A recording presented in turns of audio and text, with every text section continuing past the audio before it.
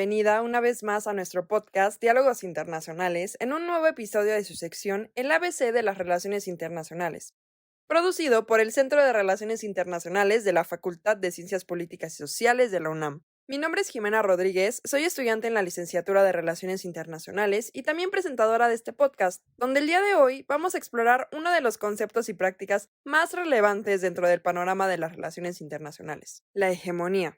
Para discutir este tema, estamos emocionados de compartir el micrófono con el maestro Irving Rico Becerra, experto en hegemonía y geopolítica, especialmente focalizada en los Estados Unidos. Es un placer tenerlo aquí. Bienvenido. Muchas gracias, Jimena. Muchas gracias por estar aquí. Siéntase totalmente libre. Este espacio es para usted, para nosotros y para toda nuestra comunidad. Indudablemente, en esta ocasión tendremos una conversación fascinante. Sin embargo, antes de comenzar, vamos a escuchar una pequeña semblanza para que conozcan mucho mejor a nuestro invitado. El profesor Irving Rico Becerra es maestro en estudios en Relaciones Internacionales y licenciado en Relaciones Internacionales por la Facultad de Ciencias Políticas y Sociales de la UNAM.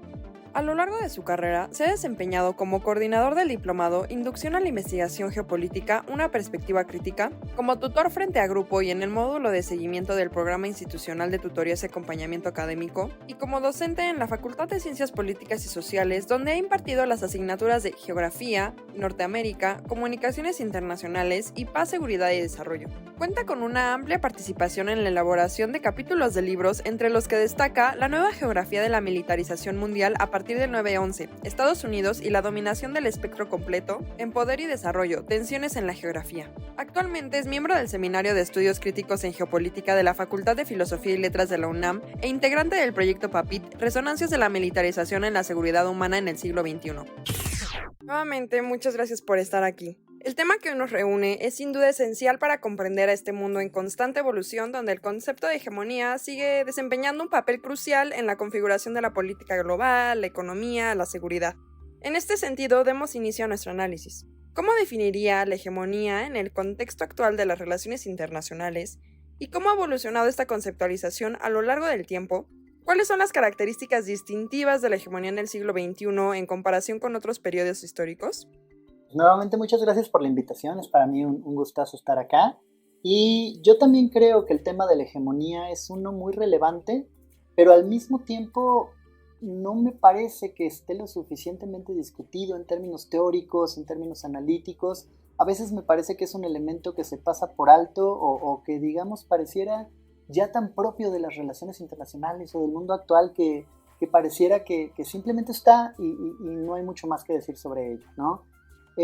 Al final creo que hay que analizar este tipo de situaciones, este tipo de relaciones, este tipo de conceptos para tratar de dar un poquito más de luz ante la complejidad y la incertidumbre de nuestro mundo. Porque en ese sentido, ¿cómo entenderíamos a la hegemonía, ¿no? La hegemonía es un conjunto de relaciones, de valores, de principios, de representaciones, de códigos, que al final del día construyen una visión del mundo que se va a imponer, digamos, sobre otras visiones. Y en esa imposición va a ir generando o va a ir produciendo pues distintas formas de relaciones de poder y de resistencia que también de pronto van a estar conjugándose en tensión todo el tiempo, ¿no? Podríamos pensar que la hegemonía también tiene que ver con intereses contingentes de ciertos actores o de ciertas clases que se colocan en una situación dominante frente a otras y que logran universalizar esa visión como si fuera la de todos, ¿no? Es decir, van generando una serie de estructuras culturales, relacionales, normativas, que son propias de ciertos intereses o que son propias de ciertas visiones, si se quiere, pero que al final terminan por ser adoptadas por el grueso, por la mayoría de las personas y reproducidas también en ese sentido, ¿no? Entonces, en ese tenor, la hegemonía sería una estrategia que triunfa sobre otro tipo de estrategias, pero una estrategia de visión de mundo, una estrategia de concepción de relaciones sociales y de las distintas pues, articulaciones que de pronto también van construyendo a este concepto. Uno de los autores más importantes sobre la hegemonía es, por supuesto, Antonio Gramsci, ¿no? Y Antonio Gramsci ha hablado de una relación dialéctica entre coerción y consenso. Es decir, cómo la hegemonía puede existir solamente en la consonancia entre las fuerzas violentas que de pronto mantienen un orden dominante pero también aquellas formas más imperceptibles, aquellas formas más, vamos a decirlo, culturales, que de pronto se pueden reproducir a través, pues, de elementos de consumo, de producción, de industrias culturales, ideológicas, etcétera, que de pronto van generando este consenso entre las personas de reconocer lo hegemónico, ¿no? Entonces, desde relaciones internacionales, la hegemonía ha sido vista en dos grandes ejes desde esta visión, desde las visiones teóricas tradicionales, ¿no? Por un lado, el realismo lo ha visto más como la situación de un Estado que se coloca como un primus inter pares, es decir, un Estado que tiene mayores capacidades armamentísticas, económicas, políticas, para imponer su visión y para imponer, digamos, su estrategia de una forma, pues también en una perpetua competencia en ese sistema anárquico, ¿no? Por otro lado, el liberalismo lo ve más en términos de una estabilidad hegemónica, de cómo la hegemonía logra profundizar estos esquemas de cooperación, estos esquemas de fortalecimiento del multilateralismo, y que al final del día la hegemonía podría generar un sentido de estabilidad y de orden, ¿no? Sin embargo, por ejemplo, las visiones teóricas críticas podrían llevarnos más hacia pensar a la hegemonía no tanto como un elemento central de un Estado o de ciertas formas de cooperación, sino de formas de reproducción y de competencia que también van articulando todas estas relaciones de poder. Ahora bien, la noción de multipolaridad ha ganado prominencia en los debates sobre geopolítica recientemente. ¿En qué medida la hegemonía sigue siendo relevante en un mundo caracterizado por múltiples centros de poder y cómo interactúan las hegemonías regionales con la hegemonía global en esta dinámica? Esta parte de la multipolaridad frente a la hegemonía es muy interesante porque, visto desde esta visión realista que comentábamos, pareciera que la hegemonía puede ser solamente de un actor, solamente de un Estado, y entonces que no puede haber juego de los demás y que solamente es uno el que determina las reglas del tablero, ¿no? En realidad, me parece que la multipolaridad a la que asistimos en la actualidad forma parte incluso de cómo se ha constituido hegemónicamente el mundo en términos geopolíticos, como ya lo decías, Jimena, pero también cómo se van configurando en un sentido de la competencia que se va generando entre los distintos estados. Para una autora de aquí de la UNAM, que se llama Esther Ceseña, la hegemonía debe ser entendida en dos ámbitos. Por un lado, el ámbito de la competencia, los distintos sujetos colectivos en competencia, dígase desde corporaciones, ejércitos, fuerzas armadas, grupos de poder, que muchos de ellos encuentran en el Estado-Nación el principal vehículo para llevar a cabo, pues, sus propios intereses y liberar esta competencia. Pero por otro lado, también existe un ámbito de la reproducción de la hegemonía. Y este va a tener mucho más que ver con sistemas de producción, con sistemas de circulación, de consumo, con cómo se va configurando un día a día de la vida cotidiana, con cómo vamos logrando que esa hegemonía se reproduzca socialmente en todas las escalas, desde los individuos hasta los estados y en este plano internacional. En ese sentido, entonces, pensando la hegemonía ya como un plano de competencia y de reproducción, podríamos ver que no es solamente el hecho de que un Estado puede estar por encima de los otros, sino que toda la arquitectura internacional, todos los grandes paradigmas, los grandes conceptos que van dándole forma a este orden liberal internacional son parte de esa misma hegemonía, son parte de ese conjunto de valores, de normas, de principios de los que hablábamos al inicio. Son parte de aquella conjunción que Antonio Gramsci veía entre coerción y consenso, ¿no? Al final del día, en el ámbito internacional, tanto las OIGs, por ejemplo, que promueven discursos como la paz, la seguridad y el desarrollo, forman parte de esa hegemonía, como también los grandes ejércitos o las grandes organizaciones de defensa colectiva, que a través de intervenciones o de asentamientos militares o de este tipo de cosas, pues están también promoviendo esta situación. Regresando a esta idea de la multipolaridad, a mí me parece que esta es la estructura o digamos parte de la estructura del sistema mundial capitalista actual y que responde a distintas transformaciones geopolíticas del mundo en las últimas décadas. No tanto a dónde se está desplazando el poder en términos de puntos o de polos, sino cómo el poder está reproduciéndose en términos de elementos que están transformándose en el mundo. Por ejemplo, cómo la seguridad nacional, antes enfocada mucho en los estados, hoy parece estar más enfocada en espacios transnacionales, fronteras, rutas de aprovisionamiento, cadenas logísticas, etcétera.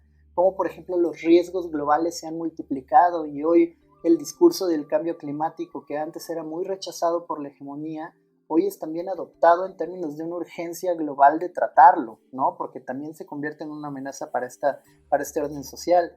Cómo los grandes cuestionamientos hacia la hegemonía tanto del capital como, por ejemplo, de los Estados Unidos, han llevado a que múltiples sociedades de pronto se levanten, múltiples movimientos se organicen y digan basta ante ciertas políticas o geopolíticas de despojo, de acumulación y por lo tanto desacumulación y este tipo de desarrollos desiguales que tanto han marcado nuestro mundo, ¿no? Entonces, a mí me parece que esta idea de la multipolaridad, más que pensarlo necesariamente en términos de cómo se está desplazando el poder de un polo a muchos polos, es parte de esa arquitectura global y de esas grandes transformaciones que podríamos decir son también o forman parte de esa constelación de crisis que hoy representa también en nuestro mundo y que se convierte en un elemento crucial para entender. Por último, me gustaría ampliar nuestro panorama. ¿Podría proporcionarnos ejemplos de bloques regionales o países que ilustren la práctica de la hegemonía en el ámbito de las relaciones internacionales en la actualidad? Por supuesto, tendríamos que hablar en principio de Estados Unidos, ¿no? Estados Unidos como este sujeto hegemónico que después de 1945 es el principal encargado de la arquitectura global mundial, con aquel concepto que autores como el propio Antonio Gramsci, después algunos otros recuperan del americanismo, ¿no? Cómo se va configurando un modelo americanizado del mundo en términos, por ejemplo, del sistema de cooperación política liderado por el sistema de Naciones Unidas, un sistema de cooperación económica liderado por las instituciones de Bretton Woods, un sistema de seguridad colectiva con la OTAN, las bases militares, los comandos, otras organizaciones regionales, pero también cómo este sujeto se va transformando en cultura, ¿no? O sea, cómo los Estados Unidos también se despliegan en esto que Bolívar Echeverría denominaba como la modernidad americana, que tiene mucho que ver con el conocido American Way of Life o el American Dream, este tipo de elementos que van configurando una cultura, pues muy americanizada, pero que al final del día hoy encuentra múltiples rasgos de crisis. Múltiples rasgos que tienen mucho que ver con dos elementos, su economía de guerra y su dependencia al capitalismo fósil, ¿no? Esto aunado con las problemáticas financieras, las deudas, la cuestión de los gastos, los movimientos sociales, la ilegitimidad política, la falta de representatividad, todo ese tipo de elementos hacen que hoy Estados Unidos efectivamente esté atravesando por un momento muy complejo. Muchos lo han ya, digamos, sentenciado a una crisis final de hegemonía. Yo creo que habría que pensar más en términos de declives relativos, en tanto que sigue manteniendo pues, una posición global muy importante, un despliegue militar muy importante, vaya, elementos que me parece que todavía nos obligarían a verlo como un sujeto hegemónico. Pero por otro lado se ha hablado mucho de China, ¿no? China como este potencial adversario que de pronto a través de sus proyectos comerciales, infraestructurales, está buscando disputar esa hegemonía, cuando los mismos líderes del país, Xi Jinping por caso, han hablado de la idea de un ascenso pacífico como potencia, no tanto de una hegemonía mundial, sino de un papel más activo de China en términos de cooperación, en términos de inversiones para el desarrollo, en términos de estos elementos que ellos consideran menos, vamos a decirlo así, menos intervencionistas, menos duros que el poder militar desplegado por los Estados Unidos. Y sin embargo, de pronto analizar proyectos como el One Belt, One Road, esta nueva ruta de la seda que está atravesando la parte eurasiática y conectando con otros puntos del mundo, si analizamos su acompañamiento digital o su acompañamiento con la ruta polar de todo este tipo de proyecto geopolítico, pues uno podría ver que efectivamente en el proyecto de China también hay una intención de ampliar una esfera de influencia, de tener una mayor presencia global, sí por supuesto con un discurso distinto en términos de cooperación y de desarrollo, pero que al final del día no deja de ser también pues marcado por las relaciones de poder y por la misma geopolítica mundial. Podríamos hablar de Rusia, por ejemplo, ¿no? Sobre todo en el contexto de la crisis actual con Ucrania, en donde pues efectivamente lo que se ve es una intención de Rusia por ampliar su esfera de influencia, pero también por mantener seguras sus fronteras estratégicas, ¿no? Frente a un avance constante de la OTAN y de las bases militares que se despliegan a su alrededor, pues entonces Vladimir Putin aprovecha ciertos elementos para poder llevar estas operaciones militares hacia el territorio ucraniano y buscar consolidar esa zona de influencia, que también lo hace un actor fundamental en las relaciones internacionales en ese sentido. Y bueno, en términos de asociaciones regionales y demás, pues se ha hablado mucho de los BRIC, por ejemplo, ¿no? Como este grupo que se presenta como contrapeso a esta hegemonía mundial de los Estados Unidos en términos de cooperación sur-sur y ese tipo de elementos, que me parece muy interesante, que me parece que han logrado ponerse en el mapa de una manera pues muy consolidada como unión, pero que ya en términos, digamos, de las acciones concretas y de las posibilidades reales de este grupo, pues me parece que no están intentando, no es que no pueden hacerlo, y me parece que no es su intención retar la arquitectura global del propio orden geopolítico, sino más bien tratar de, a través de la unión, pues hacer fuerza para sus propias naciones. Muchísimas gracias. Ha sido todo un placer tenerlo en este espacio y contar con su valiosa perspectiva sobre un concepto inherente y también, como usted lo define, una estrategia tan poderosa en el entorno internacional. Esperamos verlo muy pronto. Muchas gracias, Jimé. Muchas gracias al CRI por la invitación. Invitamos a nuestros seguidores a conocer más sobre el tema para que podamos enriquecernos juntos. Hasta pronto.